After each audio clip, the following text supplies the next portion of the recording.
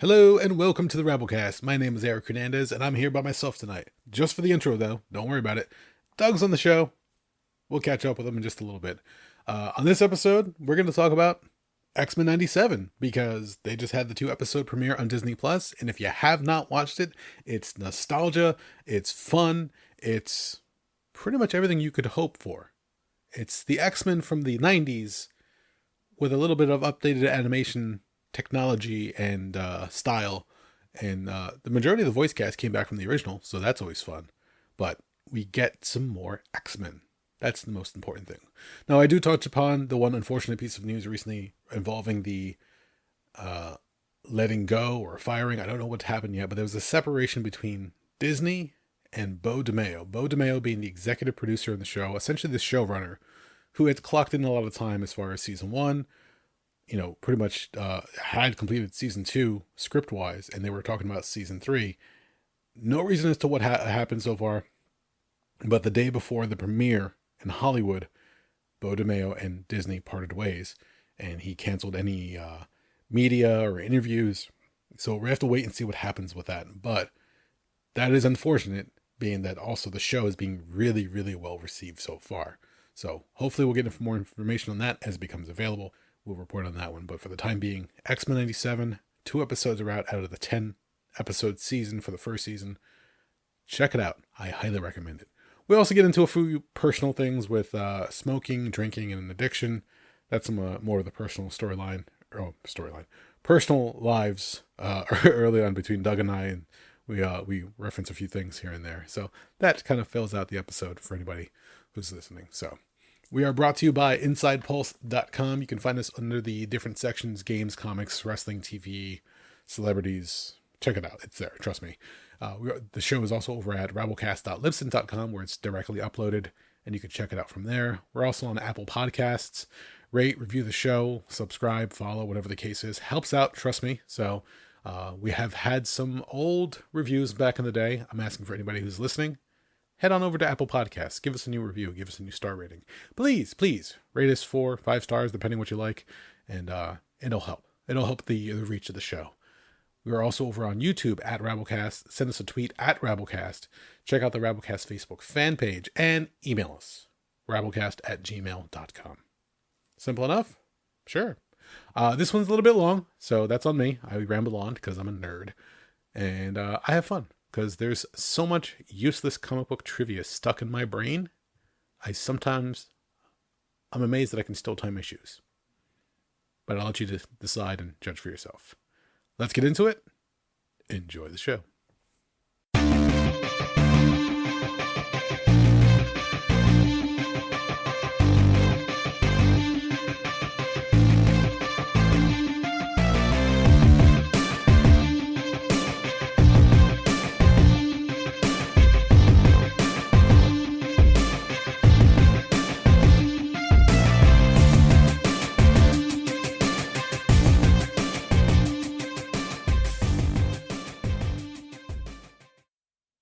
We're all set. How are you, sir? I'm all right. Sorry, I completely lost the count. I got screwed up on the count. I'm sorry. No, it's all right. For those of you who are just joining us, because, well, it's the start of the show, I Doug hope and they're I... just joining us. So otherwise, how are they listening in on us? That's a very good point. When we get together, again, we've talked about the 10 seconds of silence for editing purposes. Just makes it easier down the line so I can find some... what's the best way I can put this? Ambient noise in the background so that we can do some noise removal. It's all editing nonsense for after the fact, post-production. Once the show wraps up, I edit and get it ready for posting. But Doug and I will usually have a little conversation as I'm finishing setting up, or if he's coming back from wherever he was at. So today we were just a little bit discombobulated. He was doing his thing, and I was wrapping up with the kids and setting up the equipment and everything. So at that point, when I hit the wrong button, I'm like, fuck. Sorry, 10 seconds is slightly off. Well, hey, it's not an exact science. It never has been, never will be. Not at all. But we make it work. Teamwork makes the dream work, right? Exactly. Or at least that's what they tell me at work when they fucking piss me off. That's a different story entirely. That reminds me, shit, I have to text my coworker. They found out that I do a show, and they're like, what's the name of your show? I'm like, it's the Rabblecast. What's it on? It's on Apple Podcasts, on YouTube, and I'll text you the link. Excellent. All right, just to let you know, I do talk about work a little bit. I don't mention any names particularly, but she goes, "No, that's fine. I hate this place too. Go for it." So, fucking rock on, man. So that's awesome. But no, well, let's start off how we usually start off, sir. How are you? What you been up to? What have I been up to? That's a good question. What the hell? For the first time in about 5 years, I started powerlifting again. Fuck yeah. Yeah, and my numbers are not as bad as I thought they'd be, so I'm kind of happy about that. Any particular Uh, reason why you weren't powerlifting for a while? well, first when I moved out to PA, I was going to get back into it back in 2019, 2020. Then the pandemic hit. Um, and then like once they kind of like started reopening everything, and even with the vaccines and all that, when before my mother passed away, I was very nervous about giving her COVID. So I was, you know what? I got a pile of kettlebells. I got room in my apartment. I can make something work here. It's all good. I went out and I bought a pull-up bar and I just did a shit ton of pull-ups and kettlebells and push-ups and whatever and went for long walks. And I was like, there we go. Nice. So given the situation that, you know, I think the worst of the pandemic is behind us, fingers crossed, knock on wood and all that other shit. I decided, you know what? I'm kind of getting bored doing the kettlebell thing. It's kind of getting a little bit repetitive, you know, just grinding out, you know, set after set after set after set of swings. I got to the point where I was like, oh my God, like, you know, I need to be more engaged. So I did some looking around, and there's a really good gym near me that actually specializes in competitions. So they actually host powerlifting meets and stuff like that. And the guy who runs the place, he's like a competitive, you know, I don't know if he's competitive anymore, but yeah, he used to do tons of powerlifting and used to compete in all this stuff like that. And he was like doing all the wild shit and all that. So yeah, I went over there and they got all the wild ass equipment. They got like tons of squat racks and they got tons of bench presses and they got deadlift platforms. They got all kinds of modified machinery. They got like specialized hip extension thingamajobbers and giant tires and wacky shit and weird standing bench presses. And there's still like two or three machines I look at and I was like, I'm still not exactly sure how a human body fits in that, but or what the hell it does. So, but yeah, it's pretty fucking sweet. I've been digging it. I've been doing it about 3-4 weeks now, and yeah, so yeah, I've been feeling it. It's interesting I'm trying to figure out like what's the knocking the rust off and waking muscles back off, and what is like, oh yeah, no, my joints are just fucked up. So Gotcha. that's been the grand question of the whole thing, is just figuring out it's like where we are with everything, since you know I'm going to be 45 this year. Spry as I was, you know, back when I was, you know, a young man. Fair. Yeah, getting off the couch a little bit more cumbersome than usual. Getting tasks done, you find yourself your breath is escapes you sometimes a little easier than usual. Yeah, the little hallmarks start to pop up here and there. It's not Mhm. fun. No, and I mean, I've been taking steps to that. I mean, like I always kept on up with the kettlebell workouts, and the other big one for me was about, oh man, yeah, it's been almost 2 years since my last cigarette. So Congrats.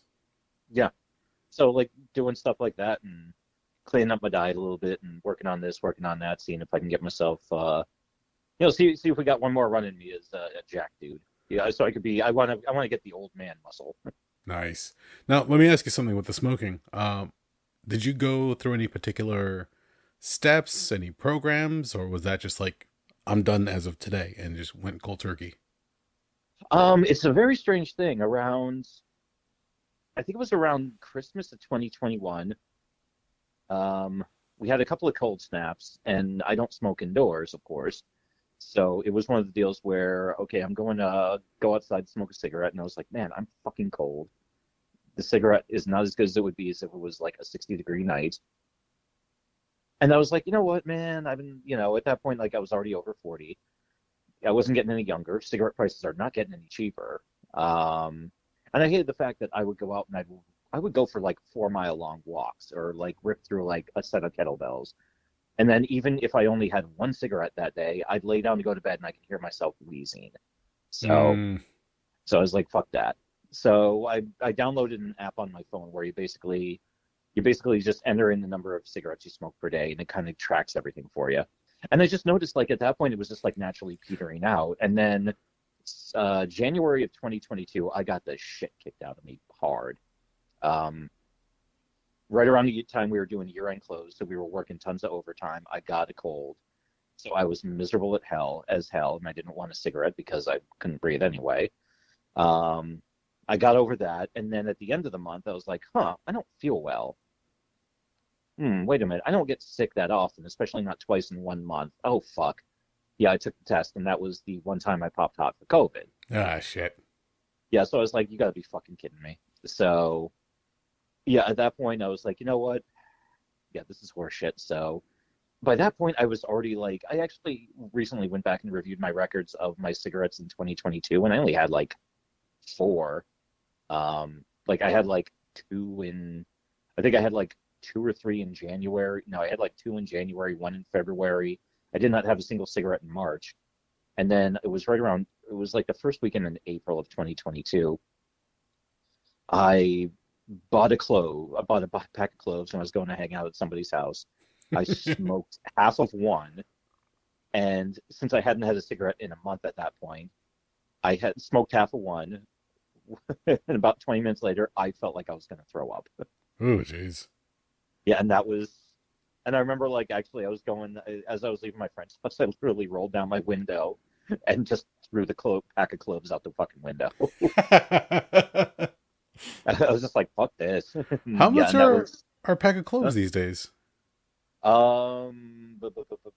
I'm trying to remember. I want to say they're probably like $8, $7 or $8, Okay. Probably a because couple extra now that inflation's taken hold. they're probably a little bit more now. But also keep in mind that was about 2 years ago, number one, and on top of that, these are not cigarettes. They've been clove cigars for the last probably 12, 13 years, I think. Well, I was going to say earlier when you said you only had 4 cigarettes for the year, I was like, 6 more, you could have a cigar. A little punch card. I have actually since then, yeah, I haven't had anything. I haven't had a pipe. I haven't had a cigar. Um, I tried vaping a couple of times, and I was like, this is just fucking stupid. What am I doing? So, Uh, yeah, at a certain point, I realized I was like, yeah, we're just done with all of that. And I gotta say, it's yeah, I've definitely it's wild for how little I smoked. Yeah, I definitely had like a marked improvement in my cardio, like significantly. So nice. yeah, it's been pretty gnarly like that. But will I ever smoke again? I figure if I get to old age, and I just stop giving a fuck altogether, that's when I'll be like, yeah, just give me a fucking pack of cigarettes. By that point, they'll be like $40 a pack, I'm sure. Yeah, probably. We're heading that direction. No matter how high the prices are in packs of cigarettes, people are still willing to buy them. So, If you got the addiction, you got the addiction. I mean, it's interesting too because it's not quite the same product as like an expensive bottle of liquor or anything like that. So yeah, it's kind of its own strange thing, but yeah, I don't. It gotcha. is what it is. No, the reason I ask, as far as like if you took any particular steps or if you used a program, is because I've tried it every now and then once in a blue moon. Usually more like in a social setting. I've had a cigarette. I've had a drink. I think I've told you and the listeners at this point that there was one summer where I had like a binge drinking where I just lost myself. I just said fuck it, whatever the case was. Funny enough, not when I Hmm. was 21, when I was around 23. So I was a late bloomer in that respect. But it was one of those things where I was just going around different places and just when I started waking up in strangers' houses, not entirely sure what happened the night before. I'm like, yeah, I should probably rein this in a little bit. So I at least took the steps ahead of time before it became too much of a problem. I went to our friend's house, spent some time, just relaxed a little bit, didn't have to worry about a social setting where I would be tempted to have a drink or anything else. But I've had other friends. So you and I have a mutual friend. Um, I hope he doesn't mind me saying, Michael, who at one point he was trying to quit smoking. Hmm. And I remember he was telling me that one day he just decided he was going to buy, whatever packs of cigarettes or cloves, whatever he was smoking at the time. He put them into a shoebox. And then he started keeping track. So every time he would have to have a cigarette or, get a pack, he would have to open the box, go in, grab the pack, and then proceed to do whatever he's going to do. And he said to himself, okay, when I get to the end of whatever's in this shoebox, that's it. I'm done. Kept going, whatever it was, weeks or months, whatever, how long, for however many packs were in the box. And then at one point, he opened the box and goes, fuck it. He still had like a few packs in there, but he didn't care. He was originally set to quit at the end of the box.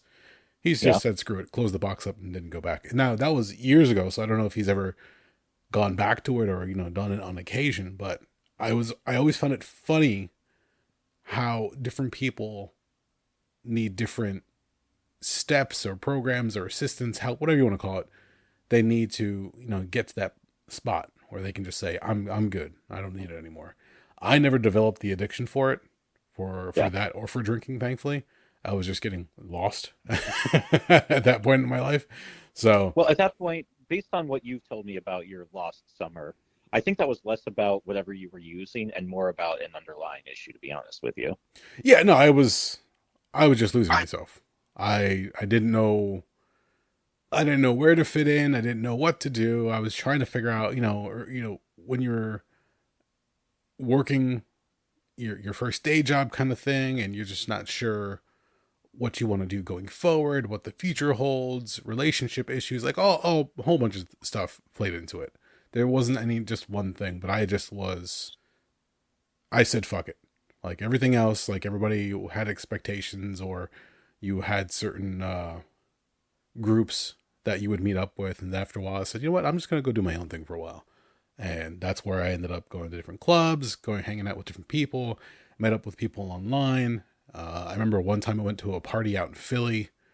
I remember that one particularly because I ended up throwing up in somebody's backyard.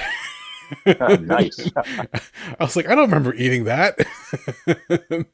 That was also the same night where I don't know how the hell this happened. I will start by saying that the girl was a sweetheart in retrospect because she could have been a whole lot more offended and taken action, but she was upset about something at a party and everybody was talking to her, doing this, doing that, whatever the case is. I walked up to her, had like a brief chat with her. I can't even really remember what I said to her. Then all of a sudden we start making out. Then midway through making out and everybody's looking at us because you can feel all the eyes in the room. Yeah. And she stops, shakes her head. She goes, wait a minute. I'm not into guys.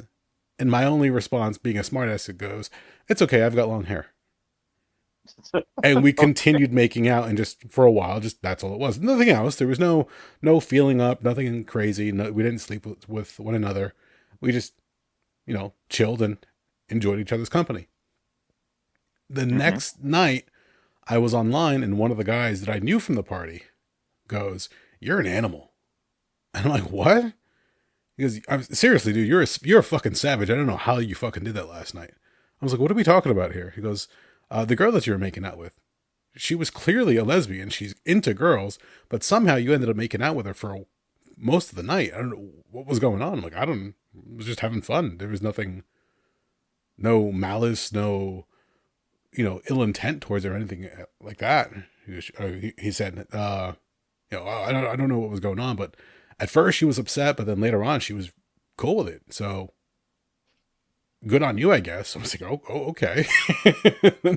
I ended up talking to the girl online, and she said the same thing. She goes, at first I was kind of upset because I wasn't sure what the hell was going on, but you were kind of chill about it, so I didn't really fucking care.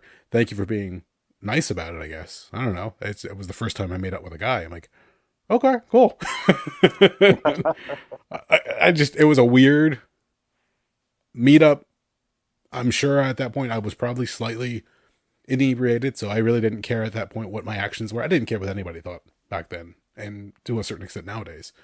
But it just let me be a little bit more free. And again, the last I spoke to her, we both thanked each other because I think we both helped one another in a weird way. She had her preconceived notions about people, I guess, and I was just looking to lose myself. So we both met in a weird mutual space. Ultimately, it worked out. I don't know. Like, I don't even know where I'm going with the story. Ultimately, I ended up getting sloshed for a summer, and I don't hide it at this point. I don't care. Like, I don't drink it at this point. I don't smoke, but it was fun to have that outlet just to let loose sometimes. And on occasion, like I'll have, like if it's my birthday, I'll probably have a few drinks because it's my birthday and I'm either with friends or I'm at home, so I'm not worried about doing anything stupid. But aside from that, like I just relax. I think like the last time I had a drink might have been like a few months ago. I had a glass of red wine, just cause, no other reason. But aside from that, like when people look for something to give up or quit or whatever the case is, like I've never been to that point where I have to do this or I have to get away from something. So like you said, there were underlying reasons, I'm sure, but addiction was not one of them. So it was just an excuse. So for me, when I finally said to myself, I need to get away from this or I need to stop this, this is kind of silly. It was easy for me to say, yeah, I don't need to touch that anymore. So when I hear people who use, I guess you can say 12 steps is like the Alcoholics Anonymous program or whatever the case is. But there are people in our circle of friends that have not had to go to that extreme. Like they're self-accountable, so they can just say, I'm done with this, or this needs to stop, or maybe this habit's just fucking expensive and maybe I should stop. So I never understood the friends who would go out to bars or clubs and buy expensive drinks, or especially if you go out to like a sporting event or a live event and you're buying, a beer, which will cost you like what, $10-12 at a live event. It's like, that's probably even higher now. I'll probably even say you're probably spending 15 to 20 now. Well, yeah, exactly. Like that just goes to show you like how out of it I am as far as that's concerned. But the fact that they're willing to charge you so much at live events at these venues, and the majority of people say, well, X amount for a drink. Fuck, man, that's expensive. I'll take two. So stuff like that. Some people love it. It is what it is, Don't get me wrong. I understand a little bit of liquid courage goes a long way, especially if you just want to let loose. Sometimes people just don't know their limits and they get a little far out there and they make some stupid decisions. So I don't think I ever was to that point. I mean, I'm sure I've done stupid things here and there in those cases, but nothing that was, harmful to anybody else or left any lasting, effects or scars, I guess you can say. I've been fortunate in that respect. So yeah, when I hear that somebody says, I got to get away from this or I got to stop that. So in your case, using an app, in our, friend Michael's case where he just said, I'm going to set myself a limit. And then once I get to that limit, no more, stuff like that. Like that takes a lot of fortitude to say, hey, look, this is what I'm going to do. And I'm going to cut it out. Like you're saying, notice that my health is on a decline slightly. I don't like how I'm feeling. I don't like where I'm headed. Let's right the ship before it gets too far. So that's always cool. You made me think now, maybe we should like create an app where it admonishes you every time you go to reach for a cigarette or every time you go to check your cigarette count. You just have an audio clip that plays 3 cigarettes today, you motherfucker. Just make it harder for somebody. There's people out there that'll probably buy into that kind of thing, like a $2 application just to have somebody curse at you very creatively. Just come up with something. Yeah, that's right. You're gonna reach for another fucking packet today, you twat waffle. Things like that, little entrepreneur ideas out there. For anybody who wants it, please take it. It's fun. It's creative writing just so you can help somebody quit whatever addiction or whatever little habit they're forming. So I don't know. That's interesting. I'm happy that you're powerlifting and you're motivated to get back to it, because sometimes sometimes you walk away from something that's healthy, especially, and you're just like, I used to do this, and it's kind of hard to get back on the horse, kind of thing. So Hmm. I can tell you right now from experience, especially these past few months, I've been working out a little bit more, especially in the mornings. Doing body weight exercises throughout the day at work. I'll take small breaks and break out some push-ups, or when I'm at home, lift the weights, whatever the case is.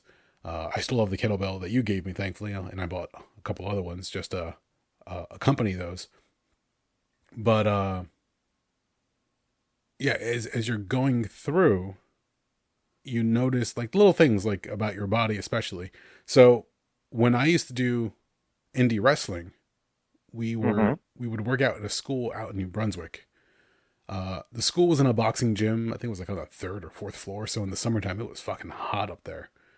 Oh, geez. Yeah. But one of the guys is like, "Oh, we should do some practice dives just in case, because you never know when you're going to be called upon to do those kind of things in a match." When I say practice dives, I don't mean from like the second or top rope into the ring. They're talking about hitting the ropes and then leaping either through the middle and top rope or over the top rope to the outside. Now, we had crash pads that we can land on, so it wasn't that big of a deal. But one of the cruiserweight guys was scared shitless. Like, he couldn't do it just by himself. He said he can do it in a match, but not just cuz, not for practice. And then at one point he looks over at me as everybody's egging him on. He finally says, "You know what? I'll do it if you do it." And looks at me. I'm like, "Why would you ask the guy who at the time I was like 275 and not like I was big, but not like again, in my lifetime I could always stand to lose a few pounds. Never gonna deny that. Uh, I was in quasi wrestling shape because I would look like one of those guys who was a local guy. I wasn't physically fit. I wasn't shredded. I was husky or barrel chested. You've seen me. I'm just trying to describe it for the listeners. Yeah, you're a beefy dude. Yeah, so I've been blessed with that at the very least. I've gotten mass. That's what I've been told a lot. So I said, fuck it. You know what? If this little guy who's supposed to be like one of the high flyers in our group isn't gonna do it, and he's looking at me to fucking jump, I said, you know what? The Undertaker can dive over the top rope, and for the most part, he's okay. Yeah. So I said, why not? Let me give it a shot. So I hit the one rope, run back, hit the other rope, and as I go to dive, I'm thinking to myself, I can do this. I jump. I go over the top rope, no problem. I didn't think about the landing. So as I'm going over the top rope and the floor is approaching quickly with the crash pad down there, I said, I'll just roll. I'll roll. I should hit the pad, no problem. The problem was my head hit first. So I turned my head to the right, and then my left shoulder hits next. So my head and shoulder do like this wishbone thing where they like go in opposite directions. And I didn't think about it then. I mean, granted, I left practice. I was hurting. Everybody's like, holy shit, I can't believe you did that kind of thing. Like, apparently it looked okay from their perspective. But like for the next 2-3 days, my left arm felt like it was dead. Jeez. I couldn't lift it above my shoulder. Getting dressed in the morning was painful. I was like, fuck, I don't know if I should go to the doctor or not. Well, ultimately I didn't. I just let it heal. It slowly got better. But now as I'm working out, I noticed one day as I'm getting ready to go to bed one night, there's like this little pop on my left shoulder, like a little, where your clavicle meets your shoulder. Yeah. There's like a little bump. I'm like, what the fuck is that? Never really noticed it. And I've been keeping an eye on it. Sometimes it stands out, sometimes a little bit more reduced. But I think I fucked up my shoulder from that stupid dive, in my mid 20s thinking, oh, I'm fucking invincible. I can do this whenever I want. I don't know what extent I damaged myself, but I think now by working out again, I've noticed that my shoulder feels weird, like that socket area. Every now and then I feel like a pinch. So I'm sure there's something there, whether it's something that calcified or something that just never healed correctly. But now, especially as I'm using my hands, which I do on a regular basis at work, because I work with electronics, I notice that if I take my middle finger to my thumb and I touch the tips of my fingers together, my middle finger doesn't feel right. Like the nerve sensation feels slightly muted. Huh. So I don't know if I have nerve damage or something happening, but I'm going to have to get it looked at this point. Because if it progresses any further, I'm fucked. Yeah, that could be a problem. On the bright side, I haven't noticed any difference as far as muscle mass or any degenerative muscle tissue in that area. Like when I go to work out, both arms are strong, both arms are good. So I was like, okay. Because we've heard of stories like Paul Orndorff or who's the other gentleman? Boss Rutan is another one. People who, when they get nerve damage, they never get it fixed. They never get it looked at. And then that arm starts to atrophy. So I don't want that to happen. So I'm going to definitely get it checked out next time I go to the doctor and say, hey, could we add this to the list of the problems that I'm currently having? Just to make sure, because you never know what's going to happen. But it's one of those things of just getting older. So I'm glad to hear that, even though you and I are getting older at this point, because we're around the same age. Yeah. You said 45. I'll be turning 44 this year. So Yeah, we're mid-40s. Yeah, we're gentlemen. We're not completely gone yet, but we're definitely getting there. yeah, exactly. So it's good. Make sure that you keep your meat suit in working order, because otherwise, as you get older, it gets older and older to keep that going. So, Well, as somebody once described it, you're a brain piloting a skeleton mech wearing meat armor. So there's a lot of different things you got to keep in shape there. yep, and you only get one of them. So, Yep. make sure you try to keep it up in tip-top shape. Some of them fall apart more easily than others. So, do your best to maintain yours. But Yes. I did have a slight topic of conversation Okay. What's up? besides meat suits. By chance, on Disney Plus, have you checked out the new episodes? It was a 2-episode premiere of X-Men 97. No. Okay. Let me tell you. Oh, first off, did you watch the previous X-Men cartoon? The one from the early 90s? Yeah, it ran from 92 to 97. Okay, so I watched those, but because they were in syndication, I watched everything completely out of order, so I have no idea what the hell I watched for in some cases. Okay, fair enough. So, the cartoon that we're talking about is the Fox Kids cartoon from the mid 90s. Ran for about 5 seasons, apparently. Like, we talked about this back when they were talking about the release of X-Men 97. X-Men 97 picks up, I believe, the next day after the final episode of that series. Mm-hmm. And I have to say, it does a very, very good job of hitting those marks of not just nostalgia, but also story points. Okay. So nowadays, I would urge you, if you have anybody who has watched the older cartoon, if you haven't watched the whole series and you're the completionist type that says, I want to go back and catch up on all of those before I watch the newer one, I implore you, go back and watch those, because once you watch the newer episodes that are being released, the first season is going to have 10 episodes in total. The animation, not only is that better, because I do believe they're doing like 3D animation with 2D shading or 2D layering on top, so it looks close to the old style from the old 90s version. But the storytelling is just so much better. Like, they have so much to tell in these episodes, and now that the technology for animation has gotten so much better, it looks fantastic. Everything's smoother, there's more frames. It's ridiculous. You just have to watch the intro to see the changes in the animation alone. Uh-huh. And you get to enjoy like that new tech that's now been developed over the years since that cartoon went off the air. When Kevin Feige was going to greenlight making this version of the X-Men again, he had 2 conditions. One, he wanted to have the old cast return as much as possible, and he wanted the rights to the theme song. Okay. That's all he wanted. He just wanted to, have that nostalgia feeling of coming home again, and it works. The voice cast is great. Some of the voices you can tell are a little bit different because all the actors are a little bit older. I think 1 or 2 roles have swapped. The role of Cyclops had to be recast because the original voice actor had passed away. The new Cyclops sounds pretty damn close, so it's not that jarring. Rogue, on the other hand, you can tell that the actress has gotten a little older, but it still sounds like Rogue.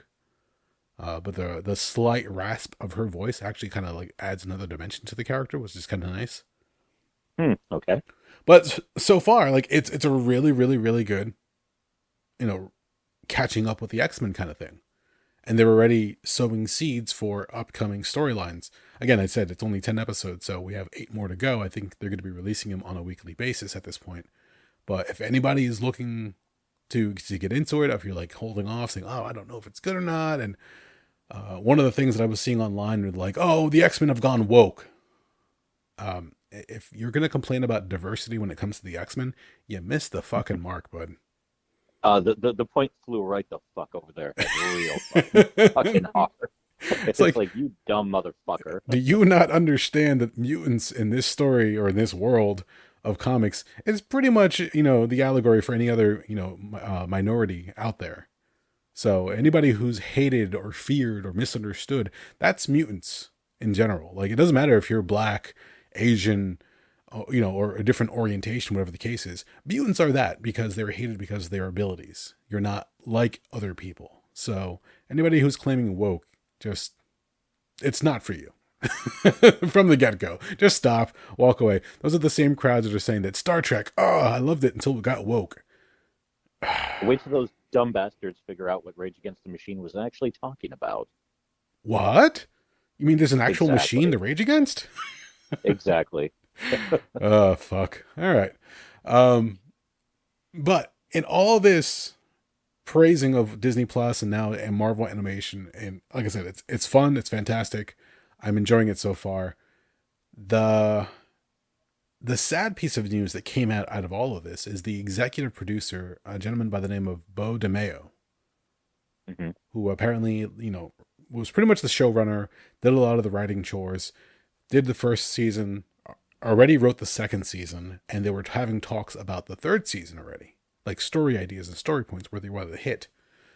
Well, last week, we're recording this on the 21st of March. The 2 episode premiere was yesterday, March 20th. The week before, on March 12th, the day before the premiere, where they're going to have this big event in Hollywood and show it to everybody else, Beau DeMayo was released from Marvel Animation by Disney. Huh. Okay. Nobody knows why. The story has not come out yet, so I don't want to speculate too much on this. His Instagram was shut down, which was kind of unfortunate because he was giving a bunch of different updates as the show was being made and all the different story progression, just giving little snippets here and there, what you can expect, what you can look forward to. Now, somebody was saying like, "Oh, this must be crazy. Something must have happened." Beau DeMayo is apparently a gay black man who was raised by white parents, has an Asian sister, and people are like, "Well, it better not be for like anything like diversity wise or woke wise, because like just by those little data points alone, like he's like he's the poster boy for diversity here." Like Yeah. apparently he was getting a lot of like I don't want to say power, but he was gaining a lot of power, I guess you could say, just by being the executive producer in this show. And it's unfortunate because like he was helping a lot of things out and a big proponent for what the storyline, where it should go and what it should be. But everyone's like, "Oh, out of nowhere, Beau DeMayo just got released."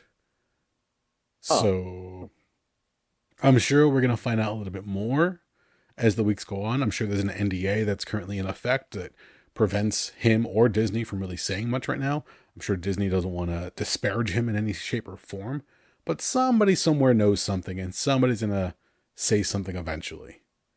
It's just unfortunate that the premiere, like imagine a day before this big project that you're working on that a lot of people have been looking forward to. People who were probably like in their teens or earlier when they watched the original show in the 90s, now in their 30s or 40s, and then finding out that fuck, you just got canned. Hmm. Dream project for Marvel, and then suddenly like you're done. Like I Yeah. wish we could find out more right now, but I guess we'd have to wait and see. It's yeah. I don't know what's going on there. This is the first I'm hearing about it. I'm going to refrain from any type of speculating because I got nothing to work off of here. But I hopefully it wasn't anything bad or it wasn't anything fucked up like that. So Yeah, and I'm sure like in our recent cases, whenever we talk about something, usually like the day after we record, more news gets released. I'm like, fuck. But like it's again, it's one of those things where like he sounds like he was the perfect fit in terms of like storytelling and everything else. Um, Not that I'm looking at his family for his resume as far as like being a fit for the show or at all, but again, with all those little points, like as far as diversity is concerned, he understands being somebody who would be, you know, an outcast or misunderstood or just having a tough time fitting in life. So he would know like how the X-Men in certain regards should go as far as storylines are concerned. hmm That idea of not yep. fitting in and the idea of just being ostracized. So it's unfortunate when you hear something like that play out, but at the same time, it's like, all right, well. And then I think there was see, the hard part was watching when Disney was releasing clips on YouTube saying, no, oh, here's a clip from the upcoming show, or here's some of the voice actors talking about it. Everybody's has great things to say about it. I think Beau DeMayo himself was included in one of the clips, but it was just like for him to get cut off, and he had like a bunch of talk shows prepped, and he was going to do interviews, and he was going to go around just do the media round and just talk about different things. Since he was let go, that's all been canceled. He's just not talking to anybody for the time being. He's apparently just gone home and just remaining silent for the time being. Meanwhile, other people on the project, storyboard editors, other producers, they've been talking about the project, and so far, um, it's been getting a lot of great reviews. And we're just talking about 2 episodes so far. So Yeah. if they have a second season already drawn up as far as scripts are concerned, awesome. That just means they got to work on animating, getting everything set, and then whatever ideas they have for the third. Keep in mind we had 5 seasons of the original run. So hopefully, if things go well, maybe we can get an additional 4 seasons after the first. And they don't have to be long. We've talked about before, especially like on Netflix, when the season of a show goes like 12, 15 episodes, you're like, yeah, we can like whittle that down to like 10, maybe 8 episodes. You don't have to go that far. But I would love to get more episodes of this show because I think it kind of deserves it. There's a lot of storytelling to be had. And the other thing is that they are pulling from a lot of the comic books at this point as far as what they're going to be using for themes and storylines. So it's a lot of cool stuff to look forward to right now. Yeah. And this is I think that suffice to say between this and what's going to happen in the upcoming Deadpool 3, this is going to be what brings the X-Men into the MCU. Is that correct? Well, here's the other thing with that. They're saying right now that 2024 is going to be the year of the X-Men. So with the release of X-Men 97, everybody's expecting to see them in some shape or form in the Deadpool Wolverine movie, specifically Wolverine, Hugh Jackman. There is a spoiler warning. There is a rumor going around. I don't know if it's true or not, so just in case, Henry Cavill might be playing an alternate Wolverine at one point. Really? So that will be interesting, especially since, well, he's no longer under contract with DC ever since he got his walking papers. So that would be weird and interesting to see what happens. The question is, are there going to be other Wolverines are we going to see as well? That remains to be seen. But other people have been rumored to have been around the same area or the same soundstage, whatever the case is. James Marsden, who played the original Cyclops in the live action movies, apparently he will be reprising his role as well because he was seen around the same stage. Whether the X-Men cartoon is going to lead into them being into the MCU proper, that's something that I had thought about a while back, but I didn't know how that could play out. But it's entirely possible that that's what's going to happen. That maybe they hit some kind of like multiverse storyline and then they pop into Deadpool Wolverine. That'd be really, really cool. So, but the comic books are also having a new launch as well because I think Marvel canceled all the X titles. They were doing the Krakoa storyline, where the island of Krakoa, which is like a living island, the X-Men were using it as a base of operations, like a brand new Genosha, essentially. And they actually had like a council, and different people were appointed, whatever the case was, and they found a way to revive mutants that had been long since dead in the past, and were bringing back characters that had no chance of returning, at least not without some kind of like creative writing. But that was a vehicle for that as well. But whatever storyline that was, I can't remember the name of the writer off the top of my head, who was doing House of X or House of 10, I think it was referred to as one point, and all the different storylines with Xavier, Magneto, Nimrod, the one Sentinel, different lives. Like one of the X-Men can die and then come back in another life, and they would pick up on the work that they left off in the previous life. Are you familiar with the character of Moira McTaggart? No. Moira McTaggart was one of the geneticists who was specializing in the mutant genome, who lived on Muir Island. I know, I'm a geek. I'm sorry. No, you like what you like, dude. So, yeah. I just hear it, like, as I'm saying it, somebody out there going, nerd. But Moira, who was a very central character in the X-Men storylines for quite some time, this character, when they were writing this storyline, had the ability that when she would die, would reincarnate, and then she would be aware of the other life that she had. So she could make long-term plans to make certain things play out. So when she would meet Xavier the first time, she knew how it would play out. So she made different choices to see what would happen, and then see that lifetime play out, and then die, and then do it again. And then again, make different choices, move different pieces around to have different outcomes. And this all plays out because eventually you have different people that are on the council. So you've got heroes and villains.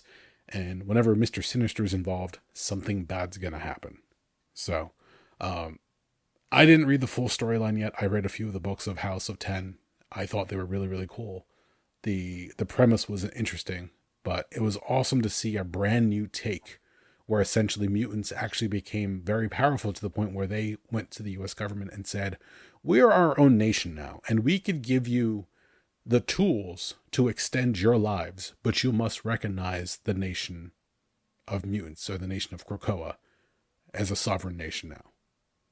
And of course, humans who hate and fear mutants are like, well, fuck, I mean, yeah, we want what you got, but all right, well, I guess we're going to play by your rules for the time being. And there's always that tension that's there between humans and mutants. So it's a fun storyline. I want to see how they're going to relaunch the books again, because with the relaunch, now you can have a clean slate of sorts when it comes to retelling the stories and getting the X-Men into the MCU, which is kind of the hard part. That's the one thing they got to figure out. Back when Fox was owning the rights for Fantastic Four, Silver Surfer, X-Men, at one point when Fox was making the Fantastic Four movies, especially the reboot that we talked about with Josh Trank, who was directing at the time, Marvel didn't want to give them free advertising, especially if it wasn't their movie. So they actually canceled the Fantastic Four books back then for a while. Wow. And it wasn't until the movie was done that they finally picked it up months later, I think maybe even like a year after the fact.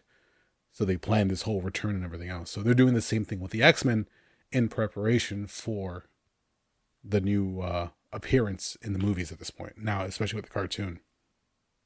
I already saw some solicitations online for the new group that's going to be part of the X-Men. So it's going to be interesting. I want to see what happens. It's been a while since I've collected any physical comic books. I usually just pick up whatever I can get online or read summaries online. And sometimes even on YouTube, there are a few channels on there that'll do scans of the comic book pages. Okay. But they'll white out all the word bubbles. So I guess it's a way around, getting hit with a copyright strike in some shape or form. But they'll give you the synopsis of the story and each page as you go through. So if you want to check out some of the storylines, you can do it that way. There was one that was Variant Comics. Take your pick. There's a few of them out there. Some of the guys even have some great voices. So when they do the narration, you're just like, ooh, this guy's voice just sounds fucking great in of itself. So yeah, I'm hooked. So everybody's mileage will vary. Check it out and see what happens as far as that's concerned. But getting them ready for whatever is coming if 2024 is supposed to be the year of the X-Men, it might be something big. Who knows? Because already the X-Men are quite popular in and of themselves. The one thing that I can say based off the 2-episode premiere for X-Men 97, one of the things that was really nice was that Wolverine was not so much of a central character as he has been in the past.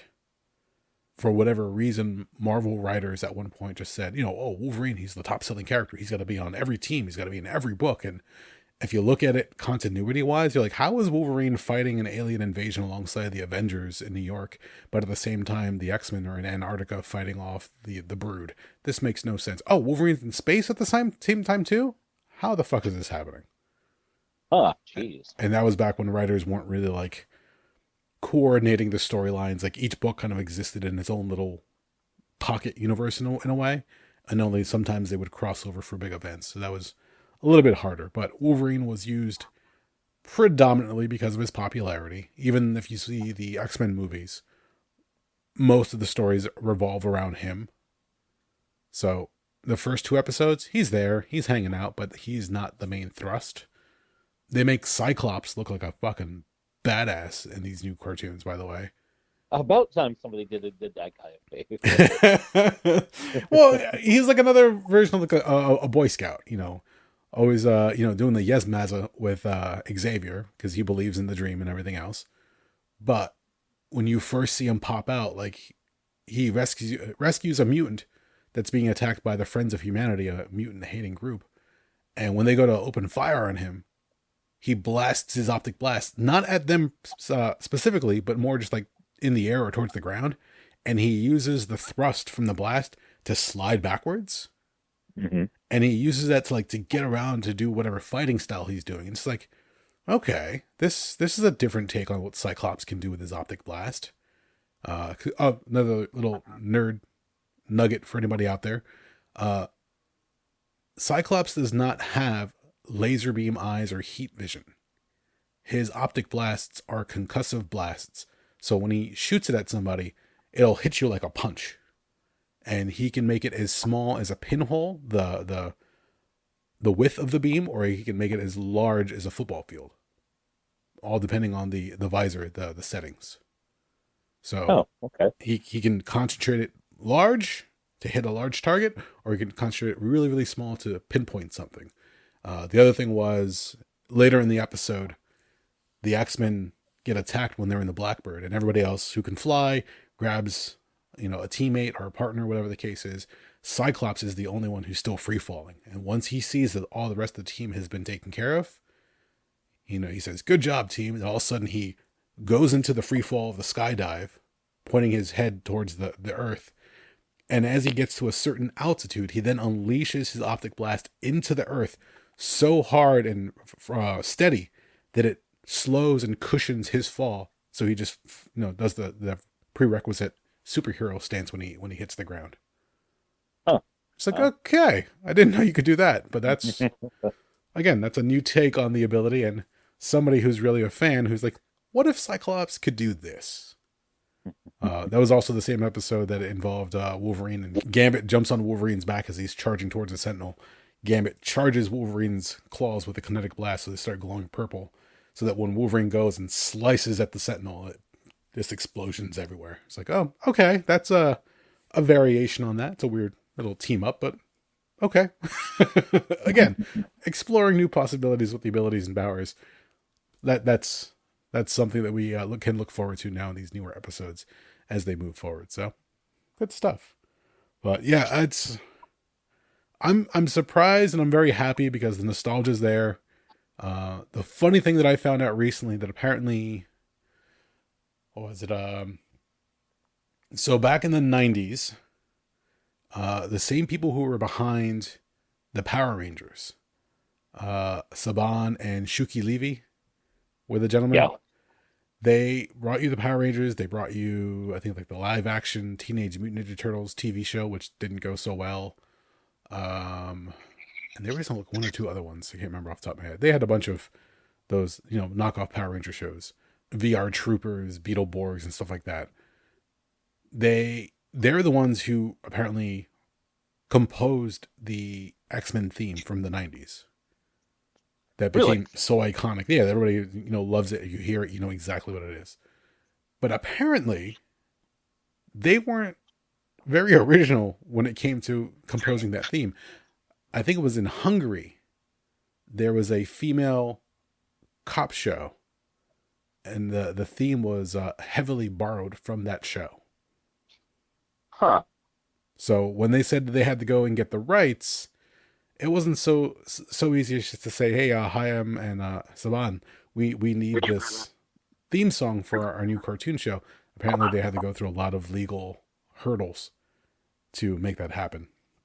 But the theme that you hear in the 2 episode premiere is a rendition of that. It's not, one for one from the old show. It's a new take, like a new composition of that theme, but it sounds exactly like you would expect it to. You can hear there's more electronic music, there's more guitars that are pronounced. She's like, oh, this is a nice updated classic. So once again, just some cool stuff.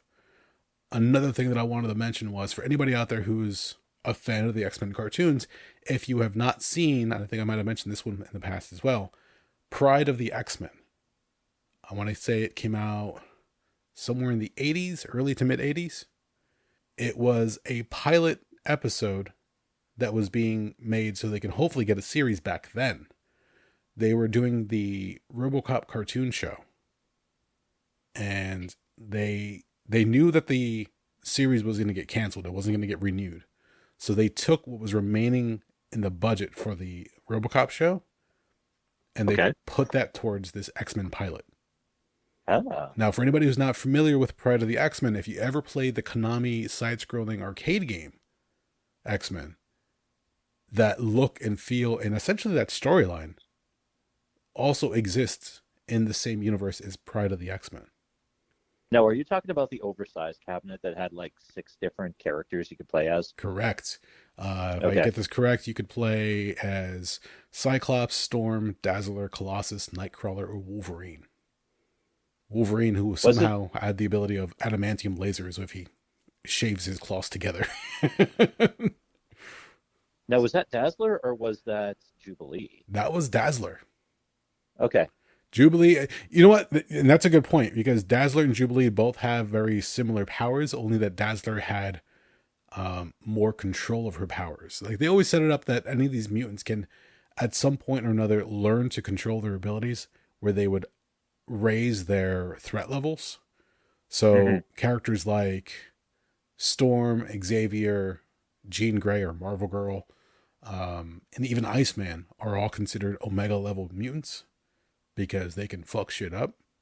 I mean, if somebody who has control over the weather, I mean, that would definitely put them up in that category. Iceman, who can get literally shattered into a million pieces and reform himself so long as he has the right conditions in the atmosphere. So he's essentially an immortal. Always some cool stuff. And again, it all comes down to who's writing them and who's creative enough to come up with some of these premises.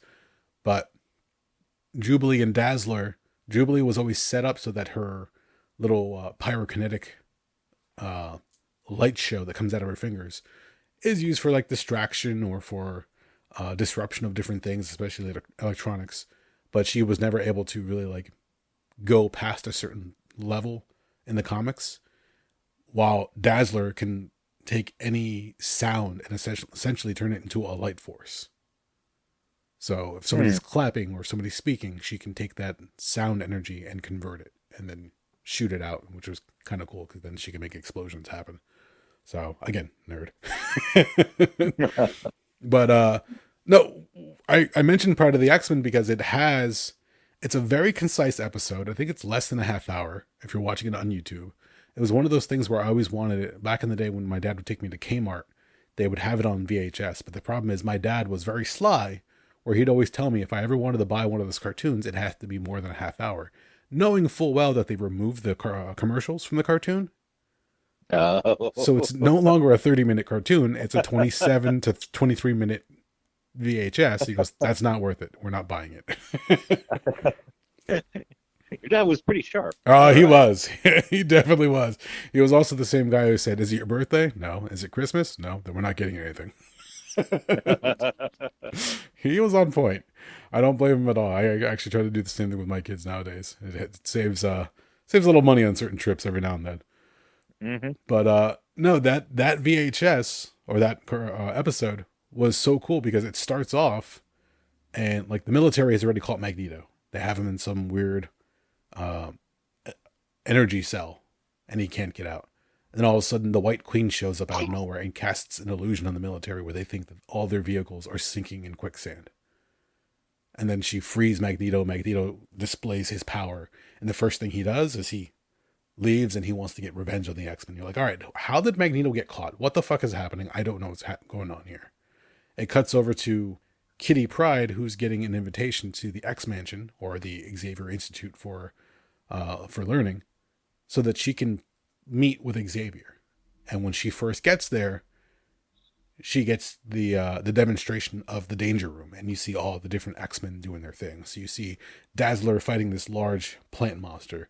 You see Cyclops using his optic blasts, Nightcrawler who's teleporting back and forth, Wolverine who's got his claws and can heal. At one point, she sees Colossus in a very like Indiana Jones-esque scene where he suddenly gets crushed by a rock pillar, and she gets all scared, like, "Oh my god!" And Xavier reminds her, "Oh no, don't worry about it. With his metallic form, he's impervious to pain." And you see him just like push the big rock pillar off of him, and as he walks off, dusting himself, "He's good, yes." Sorry for the accent. And then Storm, of course, who controls the weather, and even though it's a simulation, she was able to change the atmosphere in the Danger Room. Like all this in just a few minutes of introduction, and then eventually they have to go off on a mission to stop Magneto, who also has the Brotherhood of Evil Mutants, which is the Blob, Juggernaut, Pyro, the White Queen, Toad.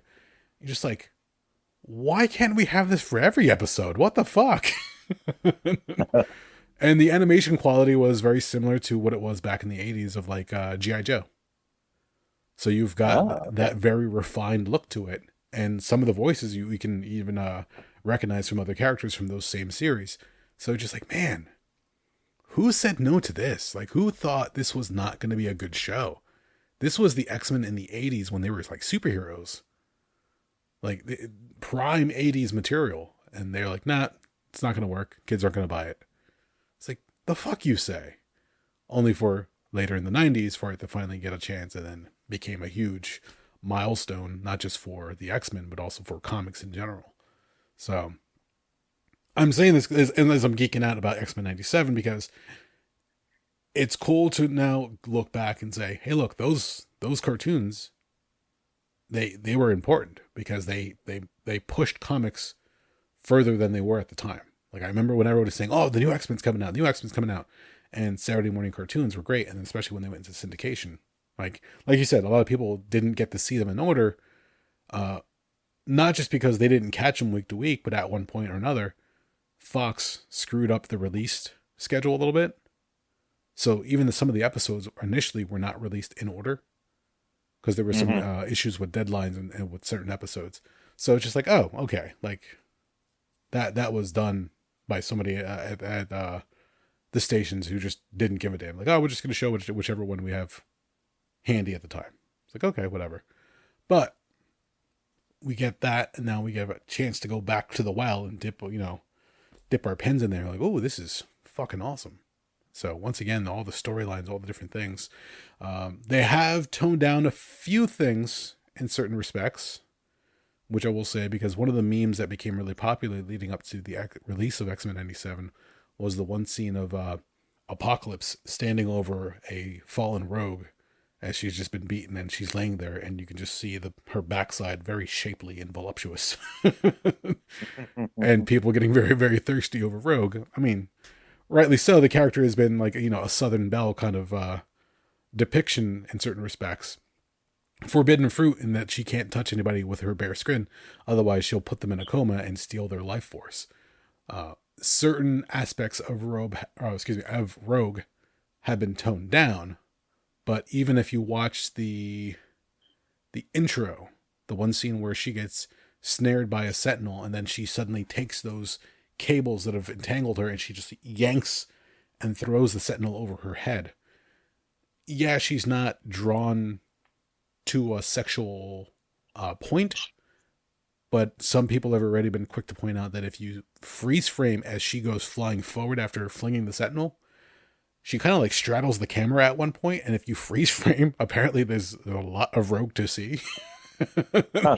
So fans All are, right. are already like, we're gonna get our fix one way or the other. I'm like, wow, fucking people have too much free time in their hands. But hey, those are also the same people who go frame by frame and just look at every different thing and try to pick out all the little Easter eggs and the little throwaways. So stuff like that. If you've got the time and you're a fan, it's there. Just go through it at your leisure.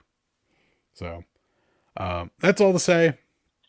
If you're holding off to watch the show, highly recommend it. It's already a lot of fun. I want to see where they go with some of the storylines.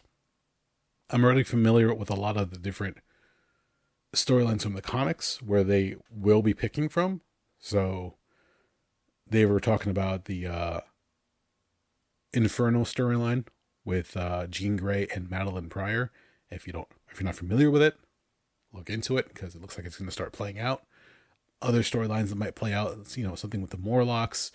I already mentioned before where Xavier is thought to be dead, but he really, if you watch the final episode of the original run, rather than dying, Lalandra from the Shi'ar Empire out in space, where the X-Men meet up with them, say, hey, look, Xavier is dying, he's hurt, but we can take him to the Shi'ar Empire, and our medical technology out there might be able to do something for him. So the world believes that Xavier is gone when in actuality he has left for space.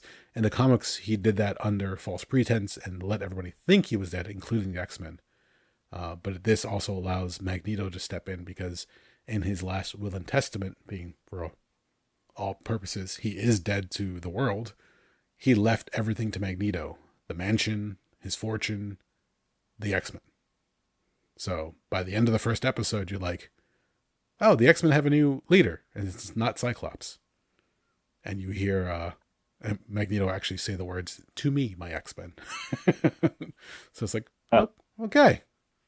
This is going to be kind of interesting. And just go from there. It's fun. I want to see what happens. I want to know more what happens to Beau DeMayo, because I think that sucks. But again, I don't know the full story, so I'm not going to say Disney's in the wrong or DeMayo was in the wrong either way. You'll see his name in the credits still, so it's not like they're trying to remove his name from the project whatsoever. He did the work. He got paid for it. So it's just unfortunate to hear that was the case leading up to that premiere. But going forward, good stuff to look forward to. Hopefully more information comes out, and who knows how long it's going to run at this point. But before you had to catch it on Fox, maybe you'll get lucky if you caught a rerun later in the week or the following week. But now on Disney Plus, you can watch whenever you want. And right now, if I wanted to, like right now, I'm watching Iron Man in the background just because I needed something. But I could watch those 2 episodes over and over and over again, and they're fantastic. So why not? So that's me gushing over the new X-Men. So you said you caught them like out of order or whatever the case was. What were your thoughts on the old X-Men, the 92, the 97 version? They were cool, but there was no discernible story to follow because everything was out of order. So they were fine, but I really had no idea what the hell was going on, really. I mean, the only coherent memories I have was something happened to Morph. It never got resolved because if there was an episode where it was resolved, I never got to see it. Okay. And the only other thing I remember was alien ass motherfuckers come to Earth and they whooped the shit out of Juggernaut because they were so strong. Okay. I think they were. I think they were. It was something weird. Like they all had like weird fucked up ass hair. Yes. So to touch on the first one, Morph in the opening episodes of Night of the Sentinels, he is, for all intents and purposes, is killed on their first mission in the opening episodes. They're going to a mutant registration office. They're trying to get rid of all the information, all the different mutants, try to protect them. And as they're leaving, a Sentinel gets activated, and Morph jumps in the way and takes a blast that should have been for Wolverine. For anybody who's interested in the show itself, The original idea was that I don't remember if it was Warpath or Thunderbird. It's one of the Native American characters was supposed to be on the team initially, and that character was supposed to be shot and killed by the Sentinel in that episode instead of Morph. Morph gets taken out. Wolverine feels guilty. So does Cyclops. That becomes a whole dynamic between the two of them because Wolverine not only blames him for Morph, but also Beast gets caught and gets arrested. So I think for like the first season, Beast is in jail, awaiting trial.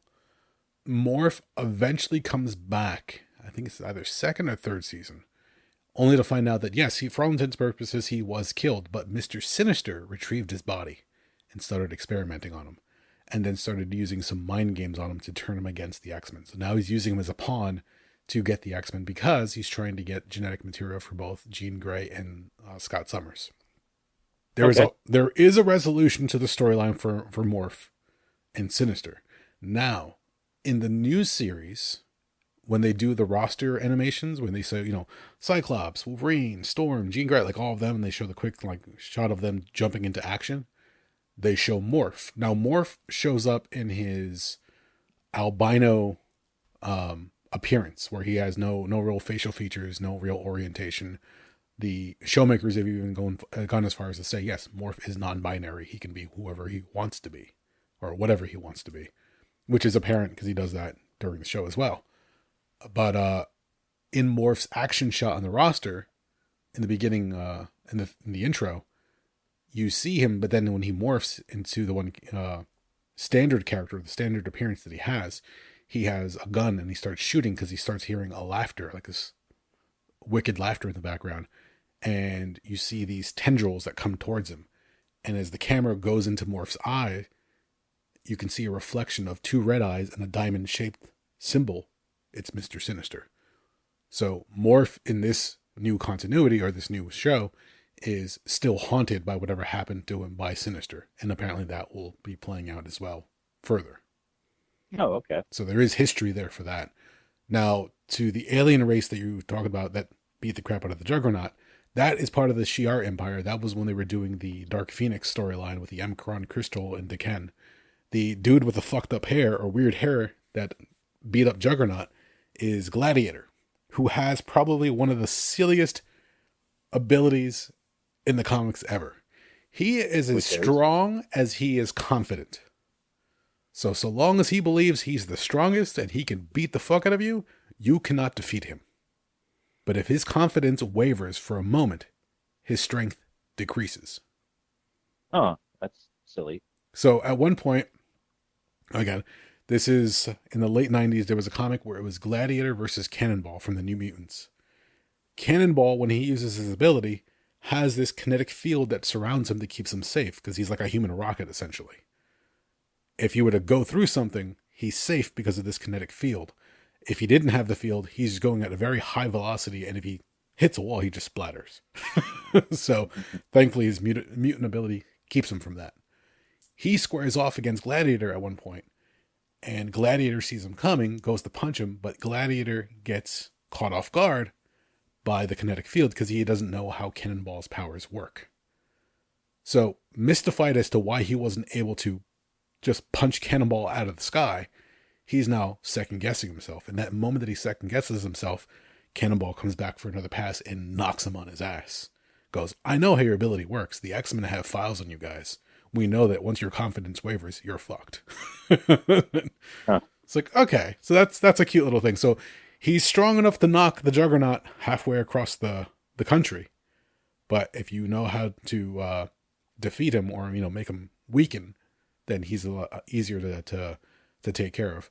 Another favorite moment of mine for Gladiator is if you read again, this is in the 90s, the Star Trek and X-Men crossover. It's Captain Kirk, Star Trek, where they're going through, and I don't remember the exact crux of the crossover, how it happens, but the Enterprise is out in space and they come across the Shi'ar. And when they encroach upon Shi'ar space, Gladiator takes it upon himself to attack the Enterprise. And as they're trying to be diplomatic and speak with him and say, we came as explorers, we're just here, blah, blah, blah. Gladiator takes it upon himself to punch the Enterprise, which then has the one caption of Kirk going, did he just punch my ship? So I was like, all right, fun little moment there. Delivered in a Shatner-esque dialogue. Not bad. So that was back when, I don't even remember which Star Trek movie that was. But Paramount and Marvel teamed up to do that crossover. So it's a fun little one. I'm sure you can find it out there in comic book stores all over the place. But that was just another example of, some worlds colliding and the use of Gladiator and his super strength, as long as he's high on himself, I guess you can say. he works on self-esteem. Apparently so, yes. So it's always fun to see what happens, and you never know how far a character's abilities can go or progress.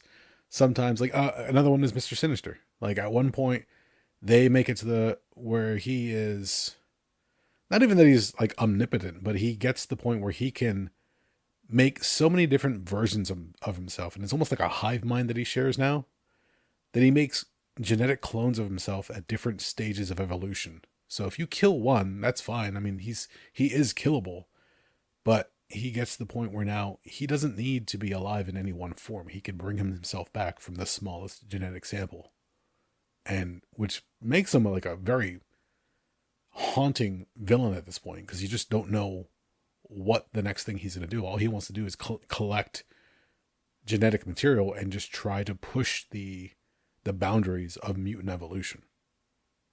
So he's just the scientist, the old question. Nobody ever asked, they ask, can we do this? Sure. Should we do this? That's the question that's rarely ever asked when it comes to the realm of science. So, mad scientist is the phrase. There you go. Yeah, there you go.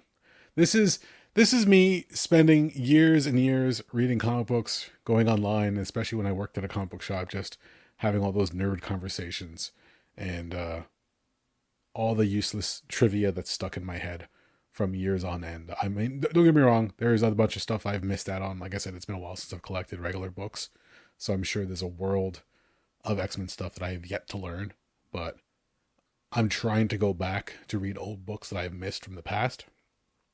And when I say from the past, I mean like from the 70s and 80s. Never mind trying to go back for like DC comics, which were much earlier than that. Forget about it. But just trying to get more background information, background story for some of these characters. If you try to follow the Summers family tree, it's ridiculous. I mean, you've got Scott Summers, you've got Jean Grey, you've got Cable, who's Scott and Jean's son, but he's from the future. You've got, oh gosh, who's the other? Not Susan. Oh, fuck. There was another character that was like, had the Phoenix power. Rachel Summers. And she had like this hound uniform when she was used to hunt other mutants. It's like this whole dystopian future that she came from. So it's so weird and freaking hard to like really like hammer down, especially for anybody who isn't familiar with the books to begin with. But yeah, when Claremont was writing it, when Byrne was writing it, like they came up with some great crazy premises and just went all out with it. And it, they were only relegated to what the editor said they could or couldn't do. I believe it was at one point when they were doing the Extreme X-Men, there was a storyline where I want to say it was Claremont with Salvador LaRocca as the artist. And one of the story points was that Psylocke gets taken out early in the book by the new villain that's introduced. But Marvel at the time had put this new edict out saying that if you kill a character off in storyline, that character is dead. There's no bringing them back. We want to try to have high stakes for killing off a character. You just can't kill him off just as a story device. So later on, when Claremont was trying to use Psylocke for the end, where she was going to get resurrected to fight the bad guy, Marvel said, nope, not happening. Claremont's like, wait. This is my storyline. Like, this is what we talked about. Yeah, but we said that if you kill somebody off, they're not coming back. You got to find a way around that. He said, fuck. Okay, well, spoilers for anybody who hasn't read the first few issues of Extreme X-Men in that finale, he found a way so that Rogue at one point is able to access anybody's powers that she's come in contact with in the past. So as she's fighting the main bad guy, Psylocke's psyche that she has a piece of, she accesses that, and then she has like this overlay of Psylocke over Rogue as she fights the bad guy. And that was the way that Claremont was able to still use Psylocke's character, but it wasn't actually Psylocke at this point because they had relegated her to death. But in another book, years down the line, they eventually undid that and said, okay, you can bring back a character if you have to, because fuck, like a lot of people are asking for Psylocke to return, and that's a hard one to keep under wraps. So, like it's been said before, in comics and in movies, if you don't see a body, they're not really dead. That's just that. If a writer says, "No, I want to use this character," they'll bring them back some shape or form or whatever the case is. So, but you got to make it mean something, because if you don't, then these characters, like the Krakoa storyline, like I was saying, everybody was being brought back, but there was a nice plot device that was being used, and then there was a further development on that goes down further. I'm not gonna spoil that for anybody who hasn't read that storyline yet. So some cool shit. So it all comes down to creative writing. How far you want to take these characters and how far Marvel's willing to say, yeah, that sounds like we can pull that off. Why not? Yeah. So have I interested you enough to possibly check out X-Men 97? Actually, while this was while we were talking, I checked and I no longer have access to Disney Plus. So, Boo. well, hey, you want to know what? You know what? All these fucking assholes, fucking streaming services want to pull this nonsense on us. Well, you know what? I'm not going to play their game. So I generally, what I do nowadays is I kind of pick a streaming service. I pick through it for over the course of 2 or 3 months, and then I move on to the next one. Yeah, so nobody gets more than a couple of bucks from me. Yeah, it's becoming that with a lot of people that we know, especially. They just rotate in and out of different things. Quick little aside, if anybody who's debating whether they want to get, I think it's Paramount Plus or Peacock, hold off, because apparently there's going to be a merger between the two of them that's in the talks. So if you have Disney one of them... Plus and Peacock? No, Paramount Plus and Peacock. Okay. There's going to be some type of merger going on. So if that's the case, if you have one right now and we're considering getting the second one, hold off for the time being. We watch a few different shows on Paramount Plus. I think like Ghosts and something else. I can't remember. It's some of the movies that are on there.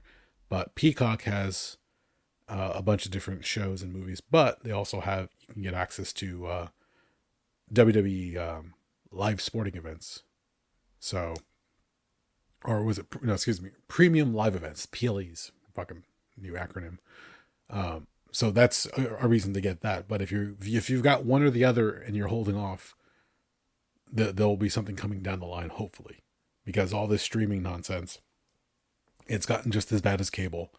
Everybody's out there trying to make their own channel, their own destination, and then you're paying just as much as you are for streaming as you were for cable, and that whole argument. So give it a second. We'll get there. Hopefully things condense as we go further into the streaming wars and see what happens.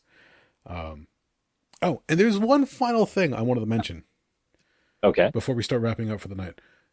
We talked about the passing of Mike Jones, a.k.a. Virgil, a.k.a. Vincent, a.k.a. my favorite one, Soul Train Jones. Okay. How old was Mike Jones when he passed away? Do you know off the top of your head? I'd ballpark him around early 60s.